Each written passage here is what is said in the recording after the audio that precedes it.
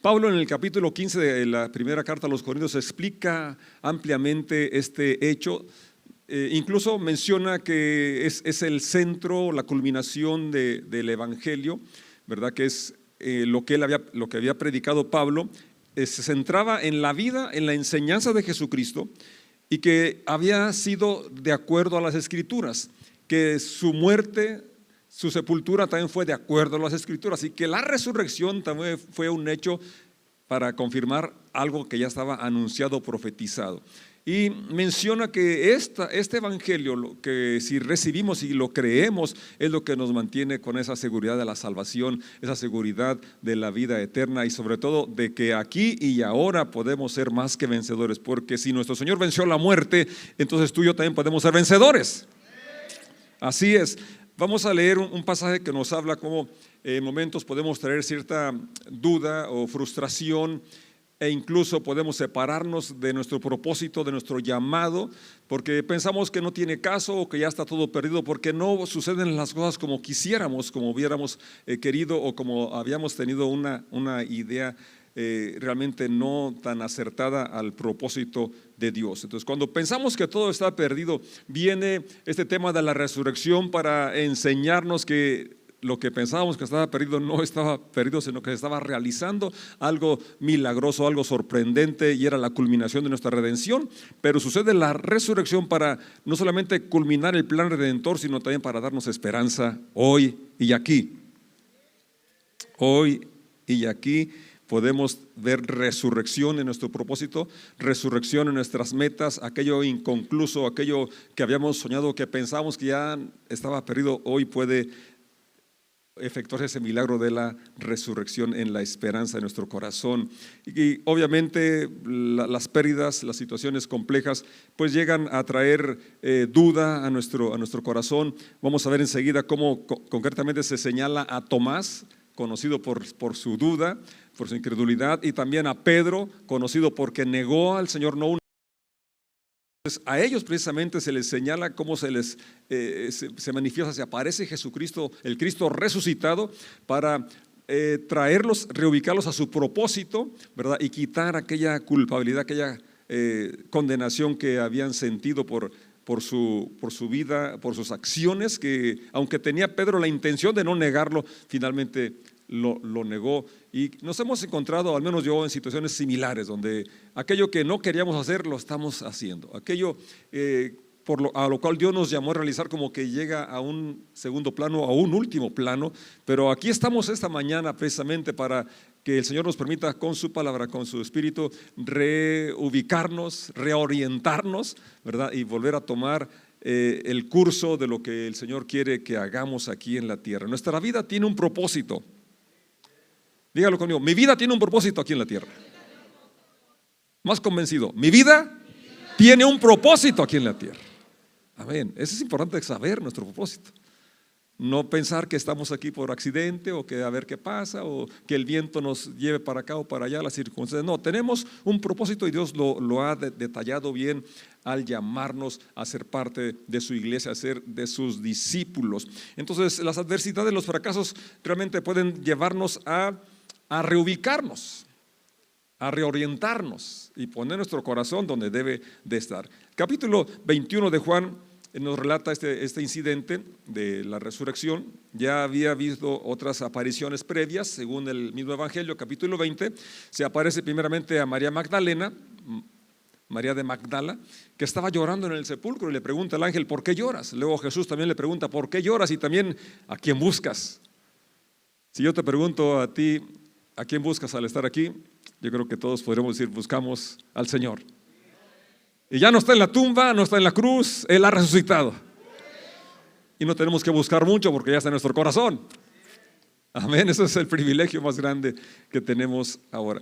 El capítulo 20 del mismo libro de Juan, el verso 16, miramos cómo el Señor le habla a María por su nombre y le da la comisión de ir a sus discípulos y les dé el mensaje de la resurrección. Es impresionante cómo el mensaje más importante se lo da en primer lugar a María de Magdala a que lleve estas buenas noticias, y esto habla cómo el Señor siempre ha incluido a las mujeres en este tema tan importante de la predicación, de la extensión del evangelio. El mensaje más importante de la resurrección, la primera en ser comisionada, es María Magdalena.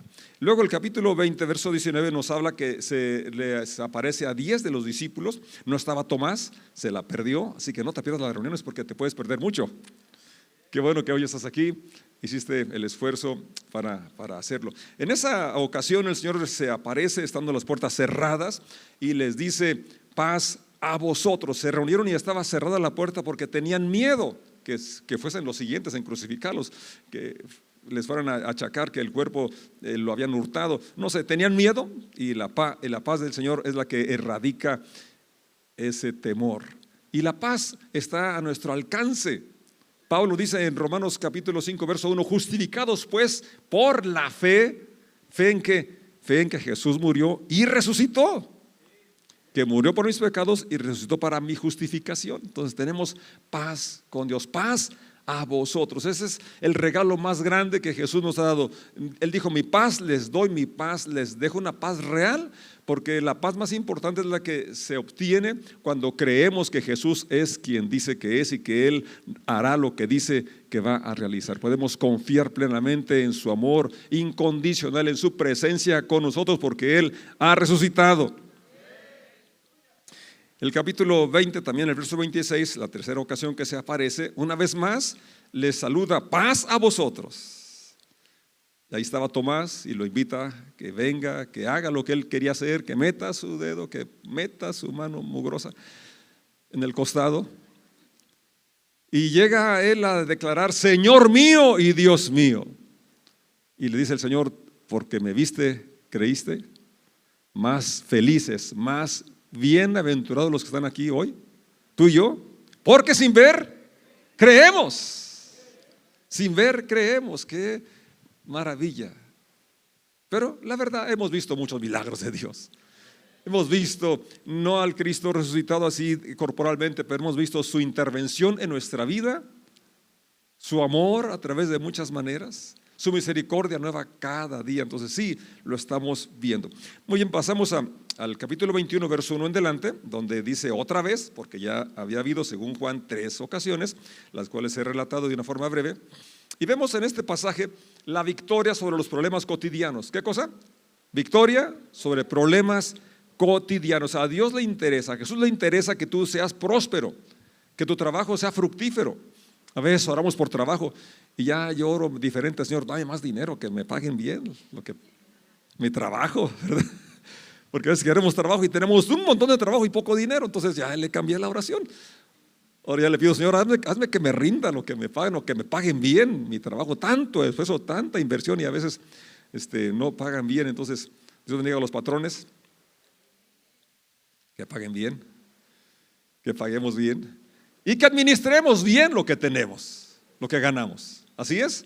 Pero en este relato vemos cómo el Señor tiene cuidado de los que están preocupados por el desempleo, por la falta de provisión.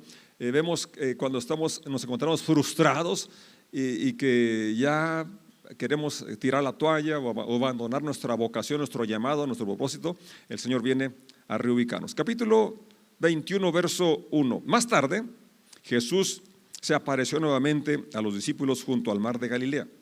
Este es el relato de lo que sucedió. Verso 2. Varios de sus discípulos se encontraban allí: Simón Pedro, Tomás, al que apodaban el gemelo, Natanael de Caná de Galilea, los hijos de Zebedeo y otros 2 discípulos. Simón Pedro dijo: me voy a pescar. Nosotros también vamos, dijeron los demás.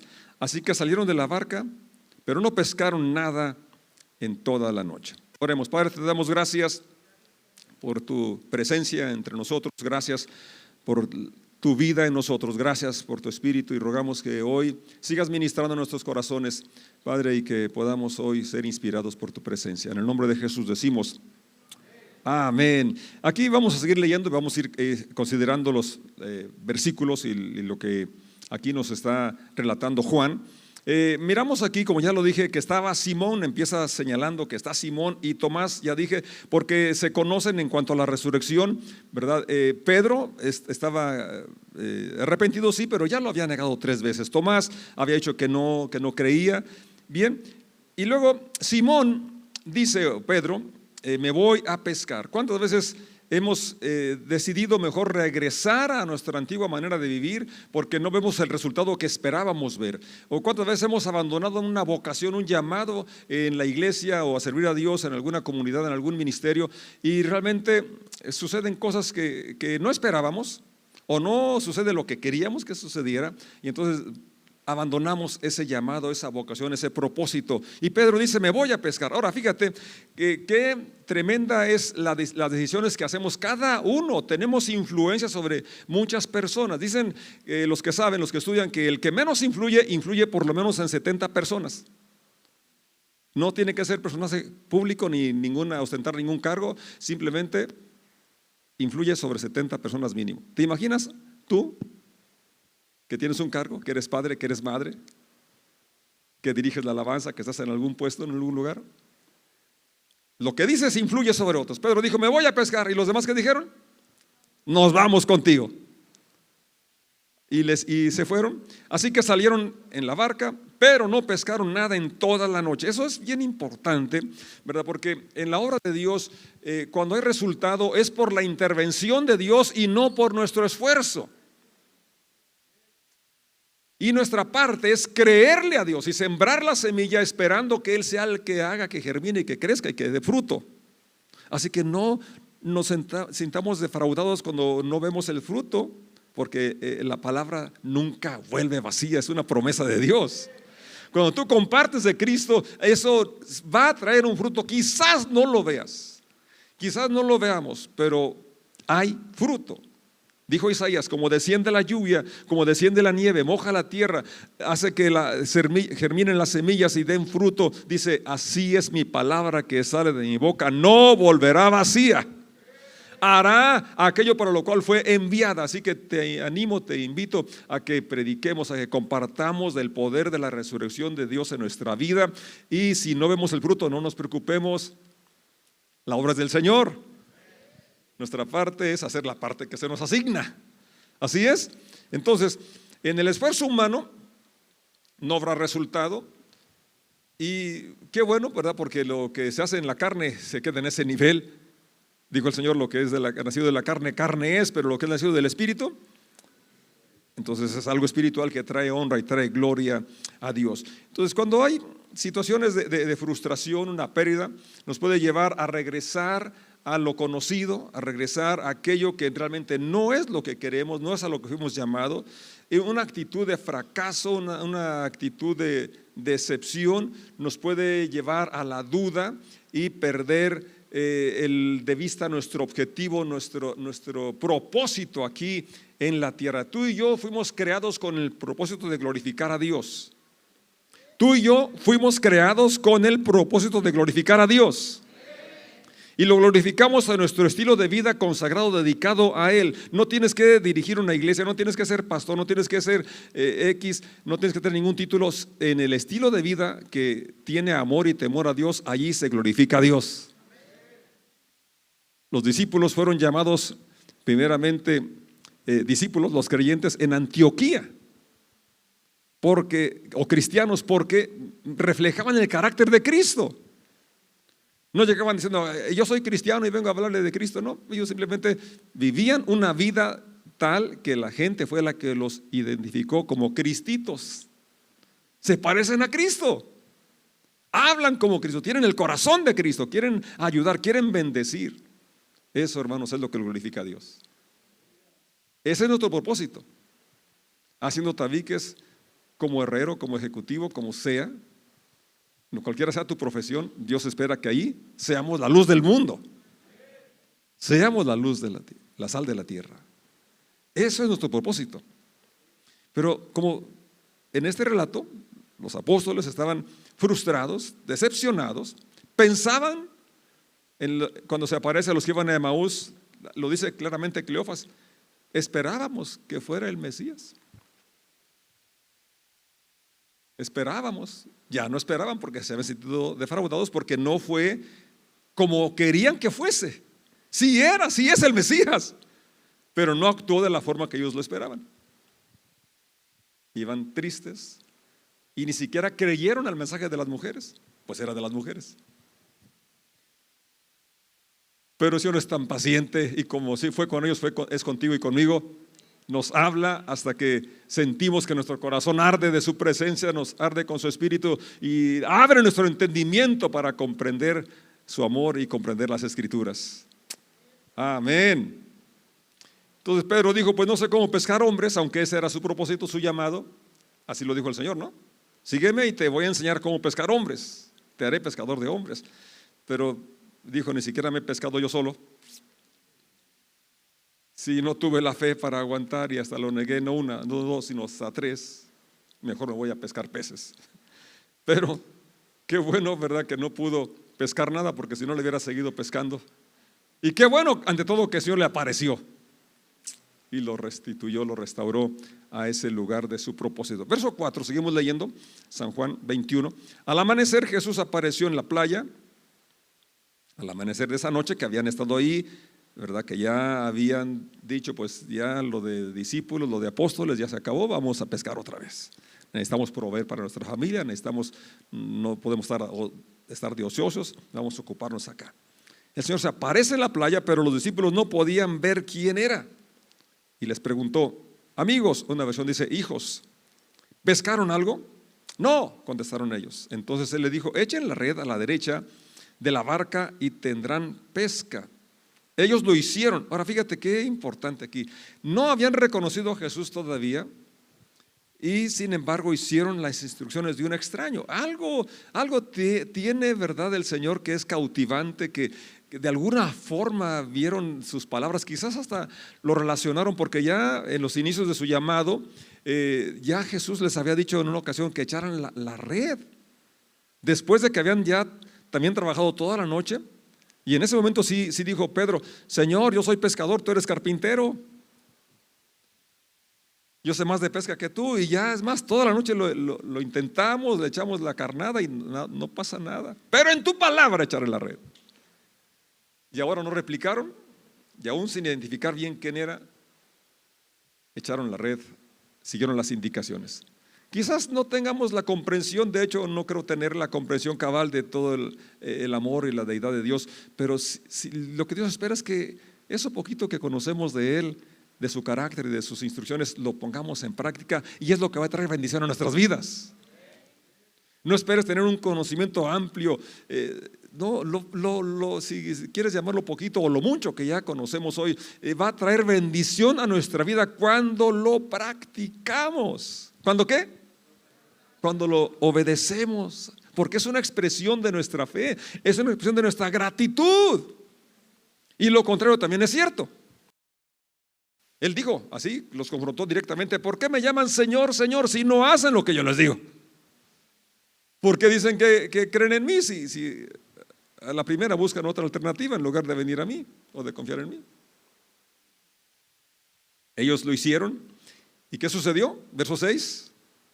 No podían sacar la red por la gran cantidad de peces que contenía. Siempre que hagamos algo según la instrucción de Dios, siempre que hagamos algo movidos por la fe en Él, siempre que hagamos algo movidos por su amor, va a traer un fruto abundante. Y como dije, quizá no nos toque verlo, pero traerá fruto. Traerá fruto. Con esa confianza vamos a obedecer al Señor. Con esa confianza vamos a seguir sus instrucciones. Aunque tengamos una experiencia de aparente fracaso, ¿verdad? Ese fracaso solamente nos llevó a conectarnos, a preguntarle, ¿dónde me desvié? ¿A qué horas me olvidé de ti? ¿Cuáles son las instrucciones ahora? Y retomar el camino. Amén. Hijos, pescaron algo. Esa es la palabra más preciosa que puede existir, que podamos saber que somos hechos hijos de Dios. Y que aun cuando nos sintamos frustrados o desanimados, el amor de Dios sigue incondicional, esperándonos a que volvamos a Él. Y aún más allá, Él va a nuestro encuentro en esas situaciones de frustración, de desánimo, donde ya habíamos dado la media vuelta y nos íbamos a alejar de Él. Allí va a nuestro encuentro, Dios. ¿No es maravilloso el amor de Dios? Fantástico. Ojalá que podamos estar más conscientes y más seguros de esta realidad. Nuestro éxito no se determina por los logros, sino por nuestra relación que tenemos con Él, por lo que somos en Él. Hijos, tienen algo. Tú y yo tendemos a sentirnos descalificados, fracasados ante la adversidad. Pero ahí está el Señor. Y Pedro es el ejemplo más claro en nuestro relato, porque ya lo dije varias veces, lo vuelvo a enfatizar. Él negó al Señor, pero había sido llamado no solamente para pescar hombres, sino también para alentar a sus hermanos. El Señor le dijo claramente: Pedro, Satanás me pidió para zarandearte como trigo, pero una vez que hayas vuelto, conforta a tus hermanos. Entonces, esas sacudidas que hemos experimentado nos ayudan a fortalecer nuestra fe en Dios y poder animar a otros desde la experiencia de que Dios nos ha levantado en situaciones similares. ¿Me expliqué? Entonces, esos fracasos aparentes que has tenido no son más de que simplemente hacernos conscientes de nuestra dependencia de Dios y cómo Él nos ha levantado, nos ha ayudado a vencerlas, cómo nos ha sostenido. Entonces estamos en una aptitud para ayudar a personas que se encuentran en una situación similar.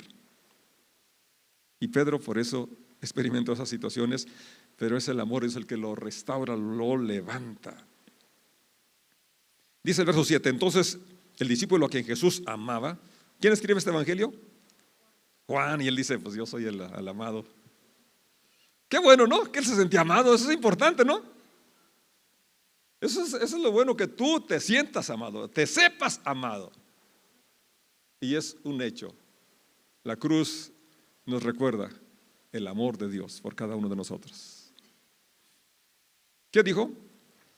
Le dijo a Pedro: es el Señor. Cuando Simón Pedro oyó que era el Señor, se puso la túnica porque se la había quitado para trabajar, se tiró al agua y se dirigió hacia la orilla. Generalmente uno se quita la ropa para nadar, ¿verdad? Pedro se la puso, qué curioso.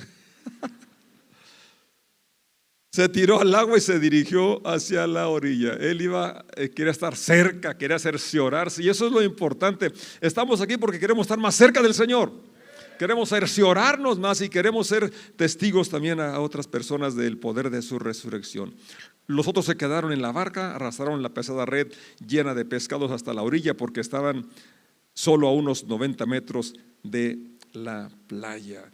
Muy bien, somos equipo, unos nadamos acercándonos, otros se llevan la red, pero cada uno hacemos la parte que se nos ha asignado y así podemos juntos completar la tarea que Dios nos ha llamado a realizar como iglesia. Así es. Pues vemos aquí, ¿verdad?, que el Señor recuerda el llamado que tiene no solo Pedro, sino todos sus seguidores. Es algo, ¿verdad?, que ya quisiera que leyéramos Marcos 1:16, cuando el Señor llama a Pedro, y que tú pudieras recordar el día que te encontraste con Jesús por primera vez, que estuviste consciente de su amor y que decidiste entregarle tu vida. No sé si puedas recordarlo, pero aunque ya pasó muchos años, en mi caso yo todavía recuerdo esa sensación de gratitud, de amor, por sentirme amado, aceptado, perdonado por Dios. ¿Y por qué digo esto? Porque en esos momentos queremos ganar, conquistar al mundo para Cristo. Cierto día, mientras Jesús caminaba por la orilla del mar de Galilea, es Marcos 1:16, vio a Simón y a su hermano Andrés que echaban la red al agua porque vivían de la pesca. Jesús los llamó: vengan, síganme y yo les enseñaré cómo pescar personas. Y enseguida dejaron las redes y lo siguieron. Lo relato porque ya Pedro regresó a las redes, regresó a la pesca. Y también mencioné lo de Lucas 5:5, que es donde hay otra pesca milagrosa. Quiero leerlo, Lucas 5:5. Maestro, respondió Simón, hemos trabajado mucho durante toda la noche. Y entre paréntesis yo dije, esa es una interpretación mía, que también le dijo: yo soy pescador y tú eres carpintero. Trabajamos toda la noche y no pescamos nada, pero si tú lo dices, echaré las redes nuevamente. ¿Puedes decir conmigo esas palabras? Pero si tú lo dices, echaré las redes nuevamente. Una vez más, pero si tú lo dices, echaré las redes nuevamente. Amén. Los que trabajan con niños o en cualquier equipo de enseñanza, a veces parece que como que no vemos el fruto que quisiéramos, pero esta palabra de Pedro, qué importante. Si tú lo dices, si tú me has llamado, que yo voy a ser pescador de hombres, si tú me has llamado a compartir de tu poder y del poder de la resurrección, yo lo voy a realizar porque tú lo dices. Eso es fe. Y miren, en este caso fue inmediata la cosecha, la respuesta. Entonces, que podamos tener claro nuestro propósito, y esto nos ayudará a vencer la duda, a vencer la tristeza, a vencer el desánimo. ¿Así es? Así es. Porque está el Señor, el Cristo resucitado, que sale a nuestro encuentro para darnos esperanza, y veamos los milagros, porque el tiempo de los milagros no se ha acabado. Jesucristo es el mismo ayer, hoy y por los siglos. Verso 9, regresando a San Juan capítulo 21. ¿Cuándo llegaron? Cuando salen ya, traen la red llena, llegan donde está el Señor, encontraron el desayuno preparado para ellos. Fíjate qué atento es Dios, qué cuidadoso es Dios de sus discípulos, de sus seguidores, y cómo vemos el Espíritu de Cristo, ¿verdad? De servir, de dar. Encontraron el desayuno preparado. Pescado a la brasa y pan. ¿Dónde lo consiguió? Yo no sé. Pero Él provee de donde menos esperamos. Más de una vez hemos visto la provisión de Dios y viene de la forma que menos esperamos. Traigan algunos de los pescados que acaban de sacar, dijo Jesús. Así que Simón Pedro subió a la barca y arrastró la red hasta la orilla. ¿Había cuántos? 153 pescados grandes, y aún así la red no se había roto. En la otra pesca, Lucas 5:5, dice que las redes se rompían. Aquí era una pesca también grande y peces grandes, y las redes también aguantaron. Fíjate cómo cuando es la obra de Dios no hay desperdicio. Todo se resiste, ya lo dijo el Señor, ¿verdad? Que aquellos que edifican su casa sobre la roca, ¿verdad? Cuando venga la tormenta van a soportar las crisis. Y bueno, también el Señor es el dueño de la cosecha, el dueño de la iglesia, y la parte tuya y mía es echar la red y esperar, ¿verdad? Que las personas permanezcan fieles a Él y que le adoremos. ¿Qué preciosa escritura y cómo nos alienta? Sigamos leyendo, verso 12. Ahora acérquense y desayunen. Ya estaba algo para empezar, en lo que se asaban los nuevos peces que acababan de pescar, pues ya podían ir comiendo el que ya estaba preparado y el pan. Y dice el verso 12, ninguno de los discípulos se atrevió a preguntarle ¿quién eres? Todos sabían que era el Señor. Verso 13, entonces Jesús les sirvió el pan. Jesús les sirvió el pan. Él ya le había dicho, yo no vine a que me sirvan, sino a servir y a dar mi vida. Vine a servir y a dar mi vida. Y aquí vemos una vez más el Cristo resucitado sirviendo a sus discípulos, proveyendo alimento. Él tiene cuidado de nuestro alimento y por eso provee. Y así como Israel se levantaba cada mañana a recoger el maná, yo te invito a que cada mañana te levantes a leer tu Biblia, te levantes a orar, a platicar con Dios, porque eso va a nutrir tu espíritu.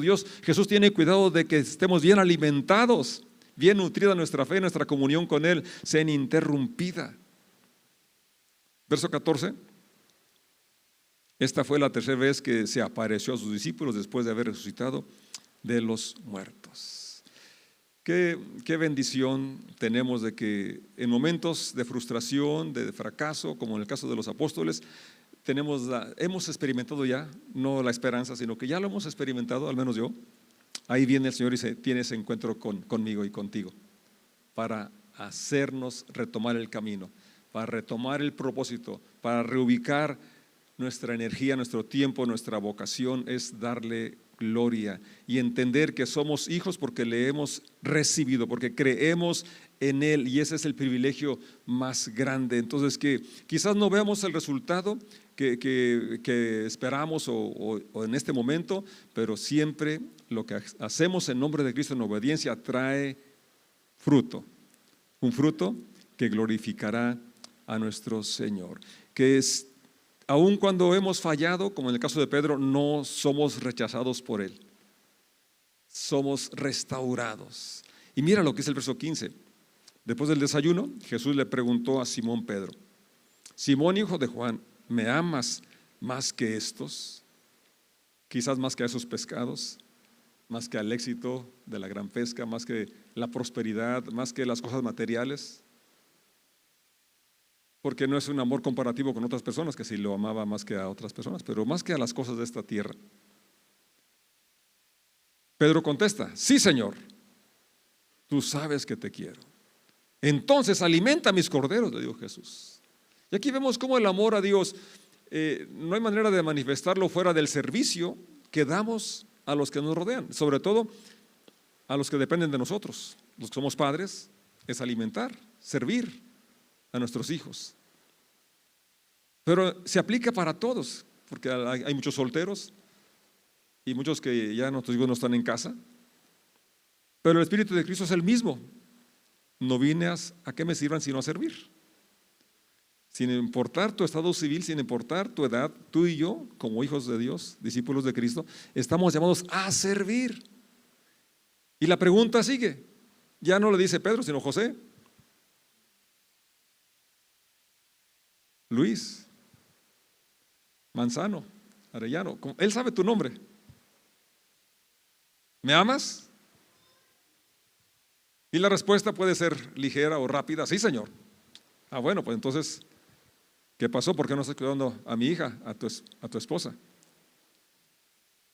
O alimenta, provee, no solamente el aspecto físico, sino también el emocional, el espiritual. Alimenta mis corderos. Verso 16, Jesús repitió la pregunta: Simón, hijo de Juan, ¿me amas? Sí, Señor, dijo Pedro, tú sabes que te quiero. Entonces cuida de mis ovejas. Verso 17, le preguntó por tercera vez: Simón, hijo de Juan, ¿me quieres? A Pedro le dolió que Jesús le dijera por tercera vez: ¿me quieres? Le contestó: Señor, tú lo sabes todo, tú sabes que yo te quiero. Y la respuesta fue idéntica, aunque la primera es corderos, hablando de los chiquitos, la segunda y la tercera mis ovejas, los mayores.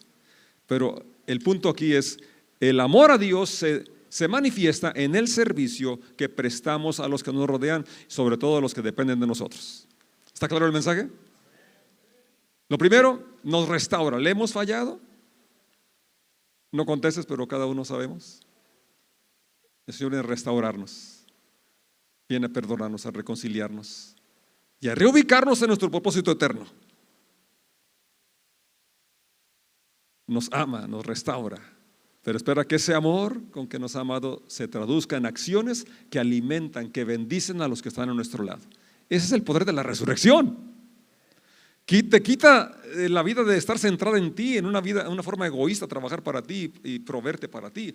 Nos ubica en el propósito eterno de servir a los que nos rodean, de amar a los que nos rodean, y que el amor es acciones: alimentar, proveer, bendecir. Dios nos ha bendecido para bendecir. Dios bendijo a sus discípulos, nos bendice a ti y a mí para que podamos escuchar esa voz: ¿me amas? Obviamente diremos todos que sí. Pero entonces ahora sigue, bueno, ese amor debe traducirse en acciones que alimentan, que bendicen a los que te rodean. Vamos a estar de pie y darle gracias a Dios.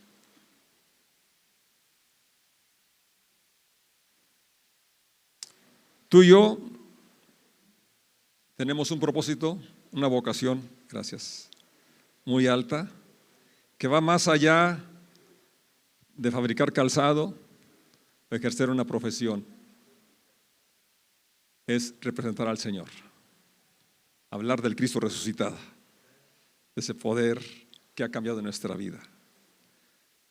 El Señor nos acepta, Él nos trata con mucha misericordia y con gracia, pero esto nos ayuda a amarle más, a servirle más. Que nunca estamos solos, aun cuando nos sintamos fracasados, frustrados, ahí está el Señor para animarnos a intentarlo otra vez, una vez más. Y ahora con la presencia del Cristo resucitado vamos a poder ir más allá que hasta donde habíamos llegado hoy. Que cada uno podamos entonces irnos con esta fe, esta confianza de que el poder de la resurrección está operando en nosotros y que esto nos habilita para vivir una vida en victoria, una vida que hace a un lado la frustración, el temor, la tristeza. Nos sentimos amados y restaurados. Quiero cerrar leyendo Romanos capítulo 8, verso 11. Y si el espíritu de aquel que levantó de los muertos a Jesús vive en ustedes, y dice, y si él, no poniéndolo como una duda, sino afirmando lo que dice en los versos anteriores. Pablo escribe a la iglesia en Roma. Leo de nuevo, es Romanos 8:11. Y si el espíritu de aquel que levantó de los muertos a Jesús vive en ustedes, el que levantó de los muertos a Cristo Jesús también dará vida a sus cuerpos mortales por medio de su espíritu que vive en ustedes. Qué realidad, qué preciosa promesa, declaración que es una realidad. El Espíritu de Dios vive en ustedes. Es el Espíritu que levantó a Jesús de la tumba, de la muerte. Es un poder sobrenatural, un poder más grande que lo que alcanzamos a comprender. Es lo que tú y yo necesitamos hoy. Y lo tenemos en Cristo. Porque no lo pone como en palabras de duda, sino en afirmación. Lo leí en la Reina Valera, lo leo en la NTV. El Espíritu de Dios, quien levantó a Jesús de los muertos, vive en ustedes. Y así como Dios levantó a Cristo Jesús de los muertos, Él dará vida a sus cuerpos mortales mediante el mismo Espíritu que vive en ustedes. Dígalo, que vive en mí. Una vez más, que vive en mí.